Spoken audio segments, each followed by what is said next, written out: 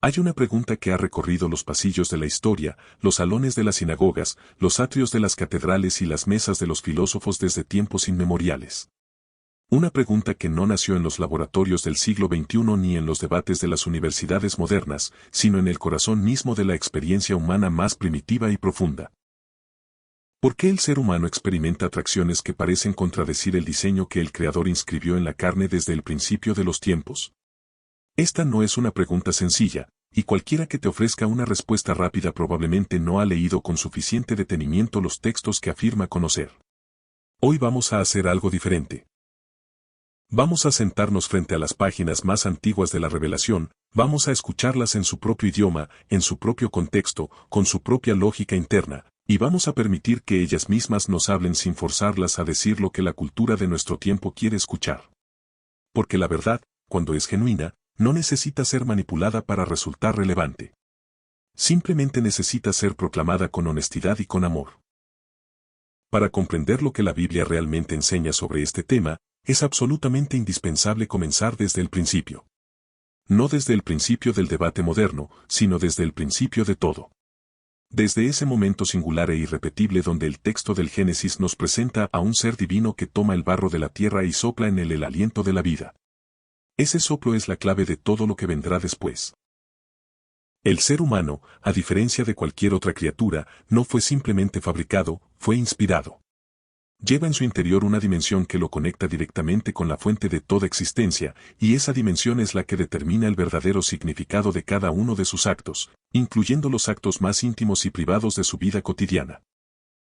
El relato del Génesis nos presenta la creación de la mujer no como un accidente ni como una simple necesidad biológica, sino como una obra maestra deliberada y cargada de significado teológico profundo. El texto hebreo original utiliza la palabra eser, que se traduce comúnmente como ayuda idónea, pero que en realidad tiene una connotación mucho más rica y poderosa. Eser es la misma palabra que se usa en los Salmos para describir a Dios mismo cuando actúa en favor de Israel. No se trata de una asistente subordinada, sino de una presencia que complementa lo que sin ella estaría incompleto. La unión entre el varón y la mujer en el Génesis es presentada como un misterio que refleja algo sobre la naturaleza misma del Creador, algo sobre la relacionalidad que existe en el interior de lo divino y que el ser humano está llamado a reflejar en el plano de lo terrenal.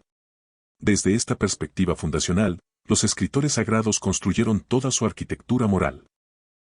No era una moral arbitraria, caprichosa o fruto del simple prejuicio cultural. Era una moral que buscaba preservar la integridad de ese reflejo divino en el mundo visible. Cuando el libro de Levítico establece sus códigos de pureza, lo hace dentro de un sistema coherente de pensamiento donde cada regulación apunta hacia una misma realidad central, la santidad del pueblo de Israel como comunidad separada para un propósito eterno. Las restricciones sobre las prácticas sexuales en ese contexto no son comprensibles de manera aislada. Solo cobran pleno sentido cuando se las lee dentro de esa gran narrativa de identidad, vocación y separación que recorre todo el Pentateuco de principio a fin. Es aquí donde debemos detenernos y ser absolutamente honestos sobre algo que muchas enseñanzas ignoran convenientemente. Los textos de Levítico que abordan las relaciones entre personas del mismo sexo estaban dirigidos a una comunidad específica, en un momento histórico específico, rodeada de naciones cuyas prácticas religiosas incluían rituales sexuales que el Israel bíblico consideraba una profanación directa de lo sagrado. Los templos de Canaán, de Babilonia, de Egipto, incorporaban en sus liturgias actos que mezclaban la sexualidad con la idolatría de una manera que resultaba profundamente incompatible con la visión monoteísta del Dios de Abraham. Entender esto no significa vaciar de contenido el mandamiento, pero sí significa leerlo con la precisión histórica que merece, en lugar de arrancarle frases sueltas para usarlas como proyectiles en debates del siglo XXI. Cuando avanzamos hacia los profetas, encontramos algo verdaderamente revelador. Los grandes profetas de Israel, aquellos que confrontaron con mayor valentía los pecados de su generación, aquellos que no tuvieron miedo de hablar en nombre del Eterno frente a reyes y sacerdotes corruptos, prácticamente no mencionan la homosexualidad como uno de los grandes males del pueblo. Lo que sí mencionan de manera reiterada, urgente y apasionada es la injusticia social, el abandono de los pobres, la corrupción de los líderes, la hipocresía religiosa de quienes ofrecen sacrificios en el templo mientras explotan a los trabajadores y oprimen a las viudas y a los huérfanos. Isaías, Amós, Miqueas, Jeremías, todos ellos apuntan sus dardos más afilados en esa dirección. Esto no lo decimos para construir una escala de pecados, sino para ser precisos y justos con lo que el texto realmente enfatiza. Llegamos entonces al momento central de toda la revelación bíblica para quienes siguen las enseñanzas de Jesús de Nazaret. Y aquí hay que decir algo que con frecuencia se olvida o se minimiza: Jesús no habló directamente sobre la homosexualidad en ninguno de los 4 evangelios. Esto es un hecho textual que no admite discusión. Lo que sí hizo Jesús fue hablar extensamente sobre el amor, sobre la misericordia, sobre el peligro de juzgar a otros mientras uno mismo está cargado de faltas no confesadas, sobre la dignidad absoluta de cada ser humano creado a imagen de Dios y sobre la hipocresía de quienes usan la religión como un instrumento de exclusión y de poder. Cuando Jesús fue interrogado sobre el matrimonio, respondió citando el Génesis y afirmando el vínculo entre el varón y la mujer. Pero ese mismo Jesús pasó su ministerio rodeado de personas que la sociedad religiosa de su tiempo consideraba impuras, inaceptables y sin derecho a la presencia de lo sagrado. La figura del apóstol Pablo es la que más directamente aborda el tema en el Nuevo Testamento, especialmente en su carta a los Romanos. Y aquí también es necesario hacer el trabajo honesto de leer el texto en su contexto original. Pablo escribe a una comunidad en Roma, capital de un imperio donde ciertas prácticas sexuales entre hombres eran comunes en el contexto de la dominación, el abuso de poder y la idolatría ritual. Su argumento en el primer capítulo de Romanos no es primariamente una condena de lo que hoy llamamos orientación sexual.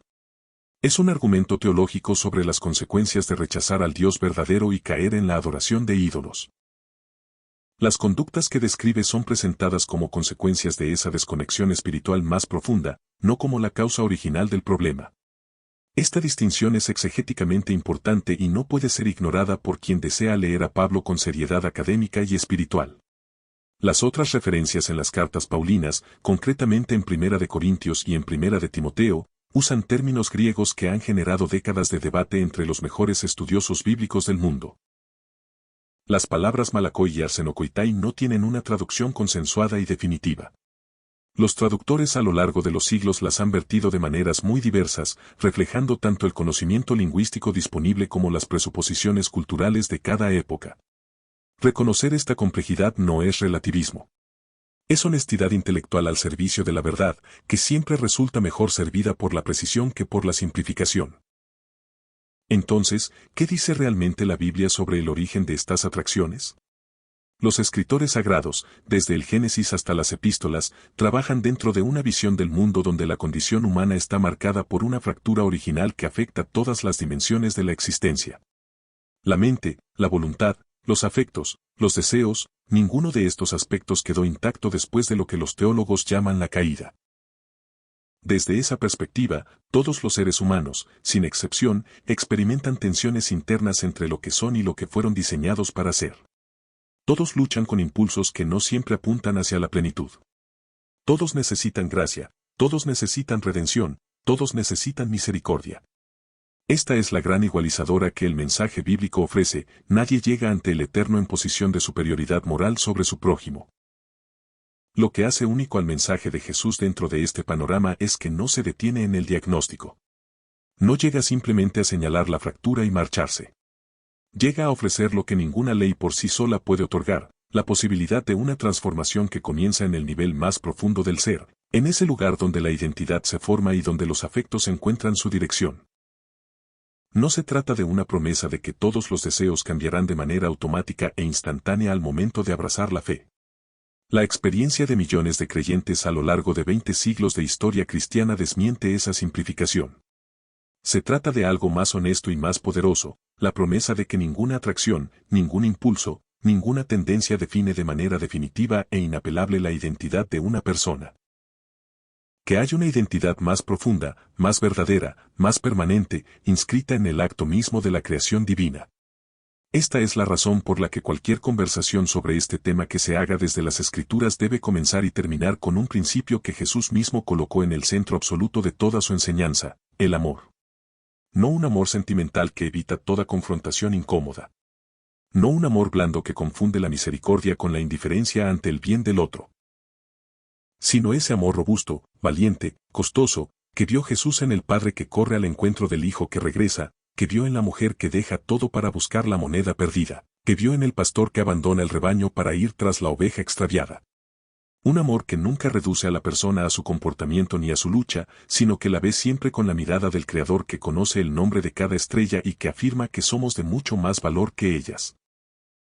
La Biblia no es un manual de condena. Es un libro de redención. Y la redención es, por definición, un proceso que involucra a alguien que está perdido y a alguien que va a buscarlo. Todos estamos en alguna medida en esa posición. Todos navegamos en aguas que a veces no reconocemos.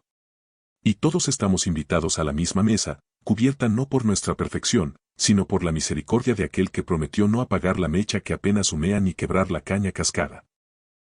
Esa promesa no excluye a nadie que llegue con el corazón abierto. Esa promesa es para todo aquel que tiene sed y quiere beber del agua que salta para vida eterna. Si este análisis te ha invitado a mirar los textos sagrados con mayor profundidad y con mayor honestidad, te invitamos a seguir explorando juntos las verdades que transforman el alma desde adentro hacia afuera. Nos encontramos en el próximo estudio.